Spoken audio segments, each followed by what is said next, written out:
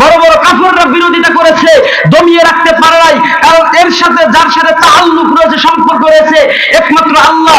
পৃথিবী শেষ হয়ে যেতে পারে, মানুষ শেষ হয়ে যাবে, কিন্তু আল্লাহর দ্বীন ইসলাম, এই কোরআনকে মিটিয়ে দেওয়ার মতো কোনো ক্ষমতা পৃথিবীর জমিনে কারো ক্ষমতা তৈরি করতে পারবে না। এমন কোন অপশক্তি নাই যে ইসলামকে দমিয়ে রেখে তাদের ক্ষমতা টিকিয়ে রাখতে পারে। কথা বলেন ঠিক কিনা? আমার ভাইরা, আমার বন্ধুরা, ভয় পাওয়ার কোনো কারণ নাই। মনে রাখবেন, এই কোরআন মানুষ হেফাজত করতে পারবে না। এই কোরআন হেফাজত করার দায়িত্ব একমাত্র যিনি নিয়েছেন তিনি কে?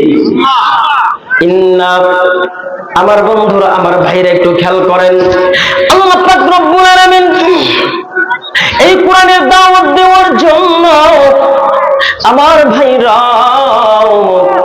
এমন একজন মহামানব, এমন একজন নবীর প্রতি দায়িত্ব দিয়েছেন যার জীবনে কলঙ্কের কোন দাগ নাই।